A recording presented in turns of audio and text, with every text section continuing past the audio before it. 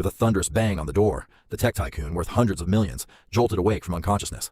Struggling to his feet, he was met with a scene that instantly froze his blood. His secret lover lay motionless in a pool of blood, no longer breathing, while the floor was scattered with 100,000 euros in cash. At that very moment, the police broke down the door. But the bizarre part was this. Every door and window in the room had been locked from the inside, sealed tight without even the slightest gap. There was no murder weapon, no secret passage, and no sign that a third person had escaped. It was the perfect locked room murder scene, and the only person alive inside, the male protagonist, became the sole suspect.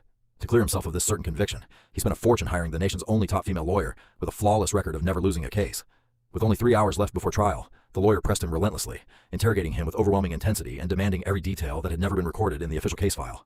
Under extreme pressure, the man finally revealed the afternoon from 3 months earlier that changed everyone's fate forever. And thus, a deadly case hidden within another case came to light. 3 months earlier, after meeting his mistress in the suburbs, the man was driving back with her along a remote forest road. To avoid a deer that suddenly leapt onto the road, their car crashed. The man and his mistress suffered only minor injuries, but the young boy in the other car died instantly. At the time, the man was at the peak of his career. If he called the police, both his affair and the accidental killing would destroy his fortune and family overnight.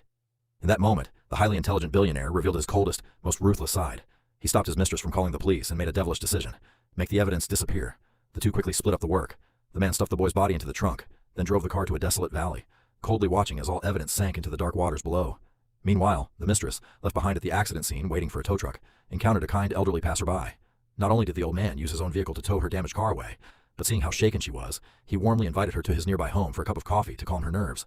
Everything seemed perfectly covered up. However, as the mistress sat on the old man's sofa, she casually glanced at a framed photograph on the table, and the blood in her veins instantly turned cold. The smiling young man in the picture was the very same boy they had killed in the forest less than half an hour earlier. When you realize that the kind stranger who just helped fix your car is the father of the boy you just killed, how do you walk out of that door alive? Pay close attention. This high IQ criminal game has only just begun.